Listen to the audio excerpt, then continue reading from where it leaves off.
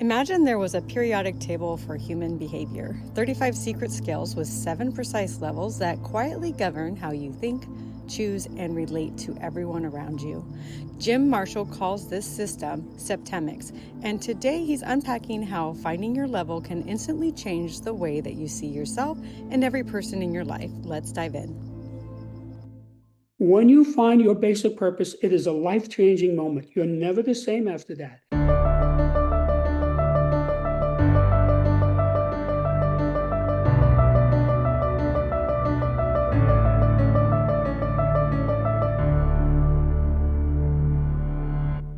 This is From Wounds to Wisdom with Barbie Moreno. Real talk, deep healing, and stories that turn pain into power. Let's dive in.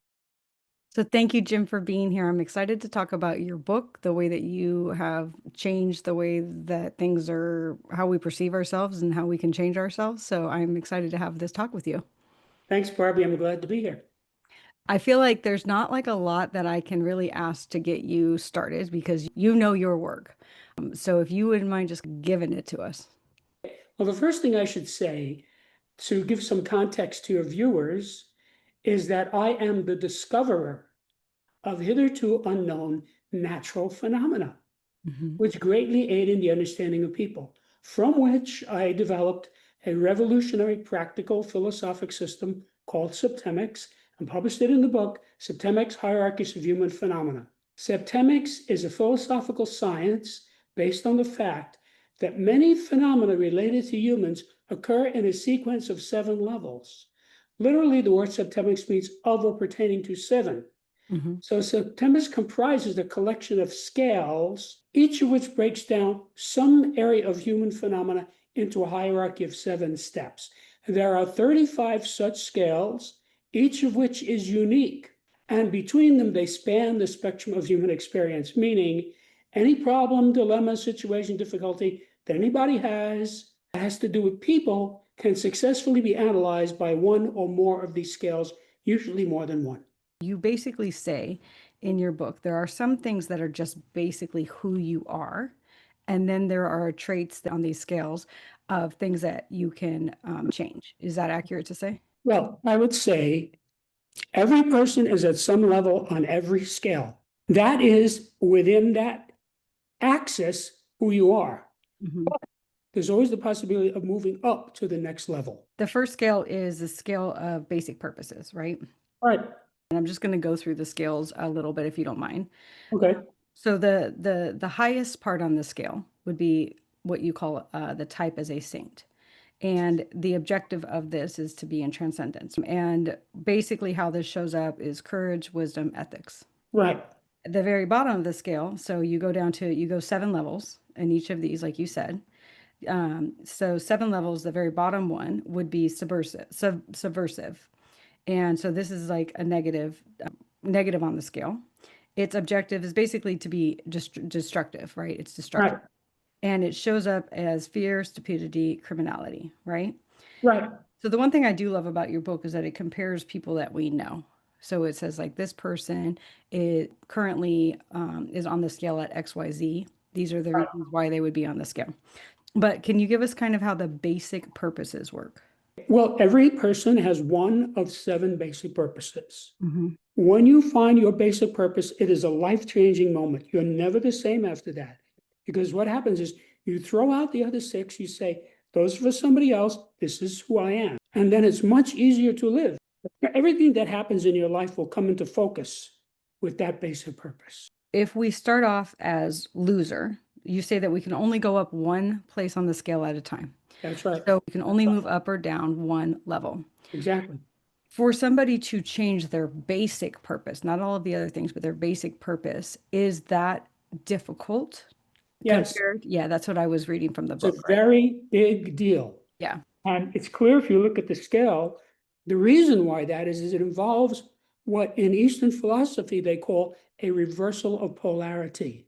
So this has been known for thousands of years that this happens to people. You see somebody, and then you see him at a later time, and he's completely different. He had a reversal of polarity. What would usually preempt that change? Do you see things that generally precede a change like that? Depends on the person. I mean, I can give you specific examples Mm-hmm. of people who change levels, but that doesn't really tell you anything regarding anybody else. Yeah. What you need to know is you and everybody listening to this is that of these levels, one of these 7 levels on each of these 35 scales. And when you find your level, or you find somebody else's level, like your wife's or your mother's, you Mm-hmm. have an insight. Oh, now I see why I couldn't get along with Joe. See? Right. And that is an epiphany, and you have already benefited right there because your understanding has improved and your relationship, if it involves a person like that, just got better. Mm-hmm. And so The other even if that person stays the same, you can deal with them better. you say it's not linear, right? So somebody who is considered a saint is in some ways can be very close to subversive, right? And as far as like the way that they kind of maybe show up. And the reason why I say that, for example, is from my understanding of what you wrote, a subversive is somebody who's more like they can't socialize so much with the world. They are more of somebody who, I wouldn't say necessarily a homebody, but basically somebody who is introverted. And then you go into a saint where a saint almost doesn't even need other people around them, right? They just kind of are already transcendent. They don't need all of the lessons that we're going to learn. So is that right to say that from an outside perspective, one might seem the same as the other? No, this is Okay. a linear scale. In a It is linear a linear. scale, it just goes in a straight line.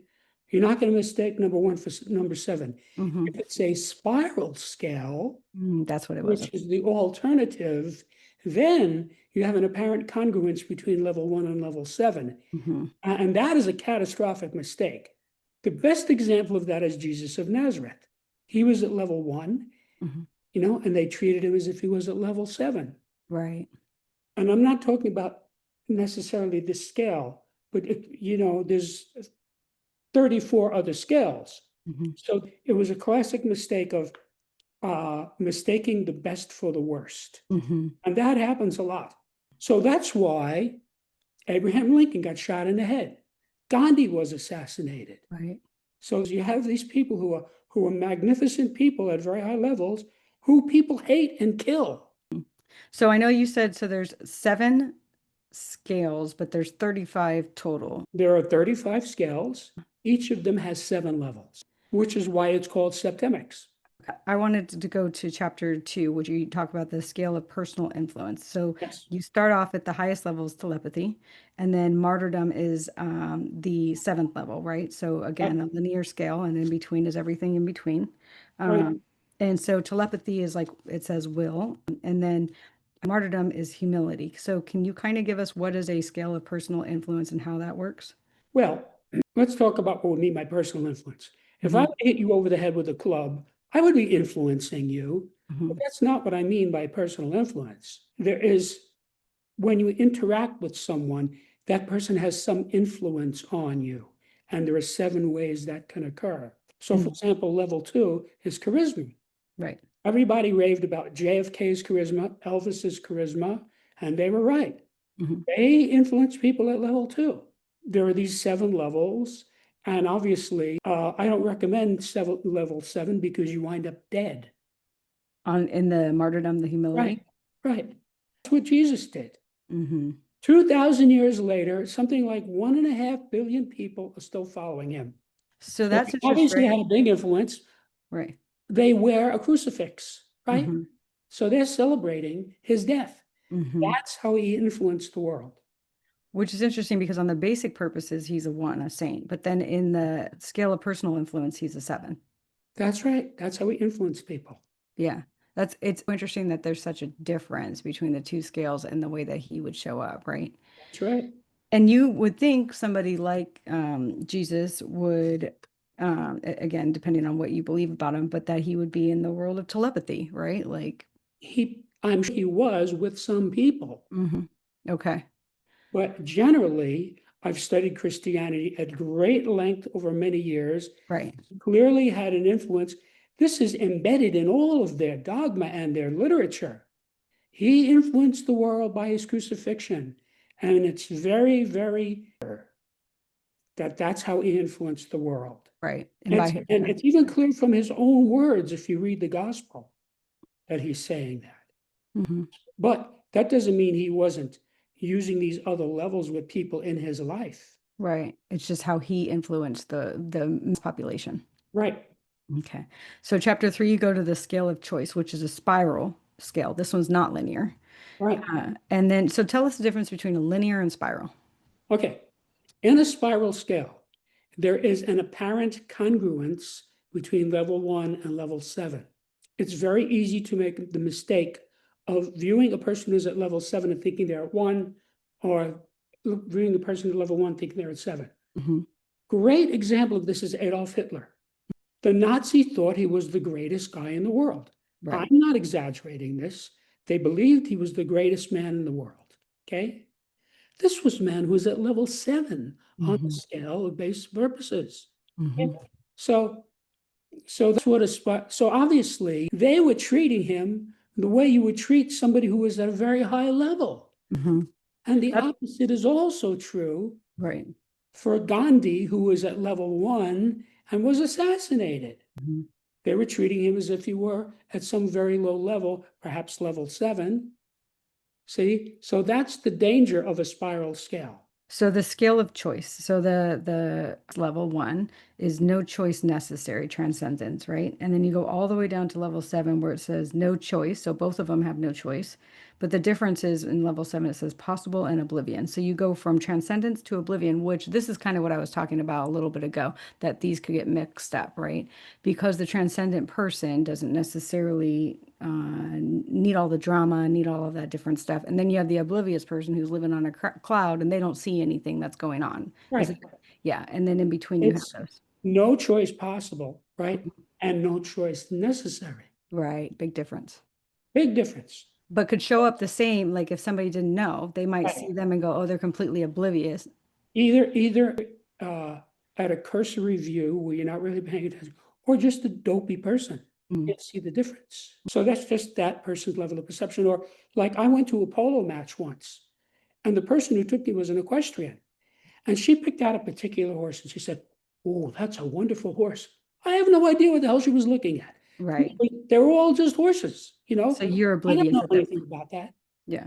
And so your scale of choice could be different depending on the subject, right? Because you don't know anything about horses, but you're not oblivious to everything.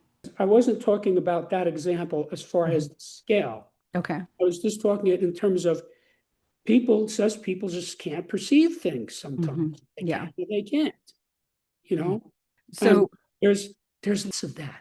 right, yeah, absolutely. There's lots of, As a very well educated person, I see this go on all the time. I mean, think about this, okay? Half the people in the United States love Donald Trump, and the other half hate his guts. They very tribal. can't both be right. Right. Okay? One of them is wrong. So now I'm not going to give an opinion about who's right and who's wrong. I'm just saying they're looking at the same thing and coming up with a completely different conclusion. Hmm. And Right? that polarity, that's an extremely good example, right? Because it is so divided. Right. This Yeah. goes on all the time with interpersonal relationships. Mhm. Is there ever a time that you can think of a historical figure who maybe we thought was transcendent and they were oblivious or vice versa? I can't think of anything off the top of my head. Yeah. You know, people at level 7, that's like people in insane asylums, Hmm. right? If you go into an insane asylum, those people cannot make a choice. And so where do you think on the scale of choice, and is it, maybe you can't give me this, but where most people fall on your scale? There is no most. Okay. Because first of all, every person is different. And even if I knew, I wouldn't tell you Mhm. unless it's somebody who's Who's deceased. passed away? Because that is your, yeah, I remember. It's hard And to as far as continue. the deceased people, the only reason I give is to illuminate, to help you understand, because most people know George Washington, right? Right. So when I tell you he was at level 3 on the scale of basic purposes, Hmm. most people are going to say, "Oh, I see," because they kind of know him. For on a scale of basic purposes, if he was at a level 3, he would be called a type of a, his type would be winner. His Right. objective would be wealth. So you believe that George Washington's objective in life was wealth? Yes. Yeah, I agree with that statement. If you study the man, which I have extensively, it's clear. Mm-hmm. Now you have to realize wealth means different things. Right. He had hundreds of slaves. Mm-hmm. That was wealth in those days, Mm-hmm. Yep. right? Yep. And he's known for in a different way. He's thought of more like going in the way that they teach him in history is more that he's at a higher level on that scale. But really, it was a lot of it was his who he was about wealth, about accumulating wealth, holding on to wealth. It's where he was on this scale. This scale. There's 34 other scales. Yeah. So interesting. How did you come up with this? This is a long answer, but I can tell you. The story begins when I was accepted into engineering school at the age of 16. Mm-hmm. Of course, I thought at the time I was going to be engineering physical things such as airfoils, motors, electrons, like all the other engineering students thought. But by the time I had my bachelor's degree, it was clear to me that I wanted to engineer the human psyche because that is the area of that at least is known about it. It's the area of greatest mystery. And more importantly, it is the area in which we as a race are failing miserably. 95% of the problems in industrialized society are because people don't understand people. And this is the main problem that people have. To make a long story short, I had a long career as a human development engineer, where I brought engineering skills, engineering tactics, engineering strategies, engineering devices to help my clients to attain higher levels of wisdom, ethics, enlightenment, responsibility, et cetera, depending on what the person wanted. Incidentally, I started to notice that I could predict the outcome of the session. In 1995, I had simply observed and recorded about 32 scales. I would simply see that the person was at this level. I'd work with him and he would go up to the next level on that scale. Now, the reason that that was scientifically important is that they had no idea what I was doing, how I was doing it, what I was using, what my techniques were. They had no idea. All the clients knew is they come to me and say, Jim, I got a drinking problem. Can you help me? I say, sure. And I help them, see? And then they're very happy and they go away. So they have no idea that I was what I'm doing, what I was thinking. And I use devices or I would measure biofeedback on them. They had no idea what I was looking for. It's very complicated. Reading the biofeedback on a living person as he's talking. Mm-hmm. I learned how to do it and I noticed it and it gave me a fast way to help the person because basically what I was doing is Socratic dialogue. Now, if you've read the Socratic dialogues, of which there are many, written by his student Plato, the whole idea is that Socrates would have a conversation with somebody and he would not tell him anything. He would bring the person to enlightenment. So he would say to the guy, what is ethics? The guy couldn't answer the question. Now, when he did answer the question, Socrates would say, yeah, but what about this?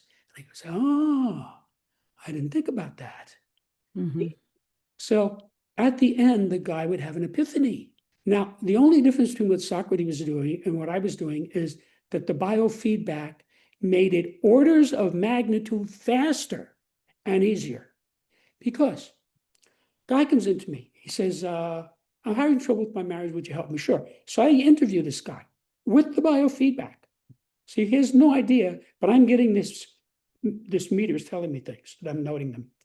So, and I'll get everything under the sun, like how do you get along with your boss? How do you get along with your father? How do you get along with your dog, et cetera? It's right. You can imagine this goes on hours. Mm-hmm. Right?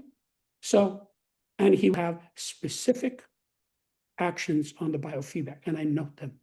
I did this for a long time, and I got such consistently good results in such period of time. This is like orders of magnitude faster than anything that any therapist can do because of the biofeedback. So the understanding or the realization of these things is what pushed them to the next level on the scale. Yes. They didn't need to work on neurological pathways and all of these different things. It was Well, just simply understanding oh, the reason why I understand why I don't get along with women, boof, I can go out and date now. It was that easy. Yep. So why do we have all of this stuff going on that people make people go through all of these years of therapy and they do all of this stuff and they're doing TMS and they're doing EMDR and they're doing ayahuasca and they're doing ketamine and they're doing all of these various different things if your system works like this. I'm, Yeah. and I don't have $1 million to spend on promotion because I spent my life helping people. It's just So sad that that's they, that they, yeah, they they don't know. don't know. Yeah. Yeah. I studied the other 31 scales, and in a short period of time, each of them developed into a 7-level scale. And when it did, it manifested mathematically. So now I had 32 scales, all about human phenomena, all of which had 7 levels, all of which had math embedded in them. And I said to myself, having gone to school for 28 years, I said, this looks like a new subject to me because I never saw anything like this before. So then I thought, wait a minute, I could go from helping people by the hundreds, which is what I had been doing as human development engineer, to helping people by the millions if I put this in a book and get it out so everybody can have it. Mm. So I'm going to have to write a book. So the first draft of the book was finished in December of 95. And I immediately sent it to colleagues of mine, each of whom had graduate degrees in a variety of subjects. And they all loved it. They had differing responses, but distinctly positive responses. And that told me that this is exactly what I thought it was, which is a subject that people would get. Yeah. And the reason they get it is it's natural law. How'd And you go from 32 to 35? while I was writing the book, which began in 95, as you know, I was still doing work and I discovered 3 more. Mhm. I just included them in. Before we go on to that, why did you want to help people? I was born that way. You just did people as a child and you're like, I can help this? Well, if you take a look at the scale of basic purposes, Hmm. how would a person behave if he was at certain levels? That's not hard to figure out. If you don't mind, let's go into I'm an average person. I have reoccurring themes in my life that I want to change. And I pick up your book. Now, understand that as an average person, I would still say that the average person would have a hard time comprehending it. All right. So let me clarify that for you. There are 12 axioms of Septemics. They're on Hmm. the website if you want to see them. One of the axioms is when a person is high on any scale, it's because he's insightful in that area.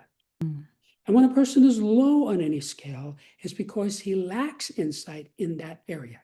Hmm. So if a person lacks insight in a certain area and you show him the scale, it's just going to be gobbledygook to him. Right, right.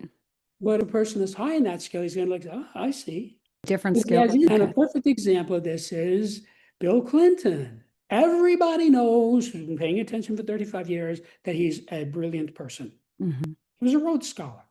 Listen to him speak. He's a smart, even his opponents and his enemies admit how smart he is. Yeah. But also, equally well known is the fact that he's a serial abuser of women, Hmm. right? So if you go to the scale of human ability in his profession, he is very high in that scale. I'm not giving any levels. Right, But if you go to the scale of sexuality, he's got to be near the bottom. right. So all these women sued him. You see? If he was looking at your book, though, you feel he would understand those scales better than maybe other scales? Well, in general, people understand certain skills better than others, and it's Mhm. because of the person. And the main factor is the one that I just told you, which is how high is the person on that scale? Mhm. So let's say you take a guy who's a drug dealer, an addict, and a wife beater, right? Mhm. He is at or near the bottom of all of these skills. Right. That's why he's like that. Mhm. He's not going to read this book. Right. But even if he did read the book, he wouldn't understand it. Touche. Just even by saying the fact that he wouldn't read the book, it just kind of answers my question, right? Like only people who are going to want to understand this about themselves and the world and their relationships would be reading this book. Right. Could somebody use these scales to manipulate other people? The short answer is no, and I'll tell you why. This book is for anyone who can read English reasonably well and wants to improve himself or others. Anyone who wants to improve herself or others is not going to be into manipulating people. The people who want to manipulate people, like Joseph Goebbels, Hitler, his They're not whole going to read the job book. was to manipulate the Right. people, right? He's not a potential septemicist because he was not about helping himself or helping others, all right? He was about manipulating people. So what we know is there are all kinds of groups of people who are not going to use septemics, Right. psychopaths, sociopaths, serial murderers, corrupt Right. politicians, ignoramuses, morons. There's lots of groups of people who, if they do bother to read the book, won't understand it at all. And in some cases, even if they do understand it, they won't apply it because it's contrary to their way of life. This is about uplifting people. Do you think the Nazis were about uplifting people? Right. Obviously not. Yeah, they would have burned your book. Would somebody reading the book move them up? Just the mere fact that they read the book move them up on any of the scales? What happened? Yeah, I would imagine so, right? Because like you said with that person, once they got the knowledge that they, the way that they perceived women or whatever the case may be, it then allowed them to go date that guy, that story that you gave in the beginning, right? Just the simple knowledge sometimes helps people move. Yeah. Yeah. Sometimes a guy reads it and says, oh, I see. I'm right here. I'm at level 3. Hmm. Explains me exactly. See, Hmm. that's a type of enlightenment that he gets. He Hmm. is now a smarter person. And Hmm. that smartness carries forward into everything else he does in his life. So what you get with this book is a virtuous cycle where the more you use it, the smarter you get. Hmm. The smarter you get, the easier you use, the more you use it, and the more you use it, the smarter you get. Hmm. So the sky is the limit. If you live 1,000 years, you will still be using this book. So Because the conspiracy theorist in me would be that the big they, wouldn't people to have this knowledge because the more you know about yourself, the better you become, the more knowledgeable you become, the less you can be controlled. I say that in the book. Okay. So I I love that. say, I say in the book, I'm very glad no killed me yet. Right. Yeah. I mean, honestly, like, yeah, exactly. Okay. I believe when we spoke, I asked if people could work with you, but you said most people have to work with you physically because of the biometrics. Is that true? Yes. Yeah. So me living and you living where you live, you and I could not work together because I can't physically, unless I go travel to you, work, be on your biometric machine. Or I could travel to you. One more question before we go, if you don't mind. Do you believe in that we're all vibrational, primarily vibrational energy beings? I have no beliefs. Belief is only necessary when knowledge is absent. The reason I went to school for 28 years and meditated for 40 years is to get knowledge. So I don't have to believe in anything. Right. In other words, it's about perception. Yeah.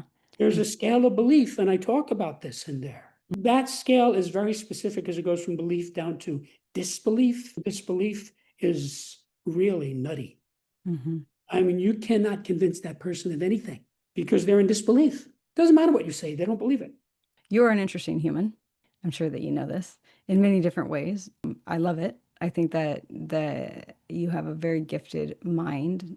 I'm grateful for one for you coming on, obviously, because then people can use this book to better themselves in their life. I guess better is not a good word for it, but that's kind of what I'm going to say. Better is good. I Yeah. like better. Okay. And I will give everybody your information on how to find you. But can you just give us a brief summary if somebody's interested in you? I know you've been on a ridiculous amount of podcasts. How can they learn more? I would invite your viewers to my website, which is septemics.com, where you can see what many readers have said, what many journalists have written. You can read sections of the book itself, you can read the reviews, and you can even listen to, if you wish, a pre-recorded introduction to Septemics that explains it to you in 15 minutes. Love that. I think that that would be great for people to do. This is a book that you sit down and put on your nightstand and you read when you have an extra few minutes. For those that are watching, like in my book, I have all these like printouts of stuff where I'm writing down my things so that I can compare things and this, and that. Like this is more like academic kind of thing. You need to really put the effort into it if you want to see and understand and get the results. What I tell everybody is this is a textbook on an entirely new subject.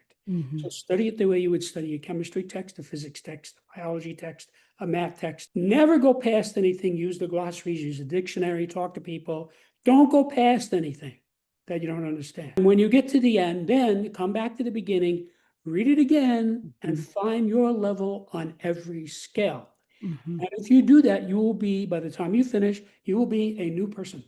Yeah. And that's what I've learned. Like that I'm going to have to go back through this, right? Because like it was like a foreign language and I read it for the first time or read it for the first time, right? Kind of understand what we're talking about now. I'm going to have to go back and look at it again and Right. reevaluate it based on that. Yeah. Yeah. Perfect.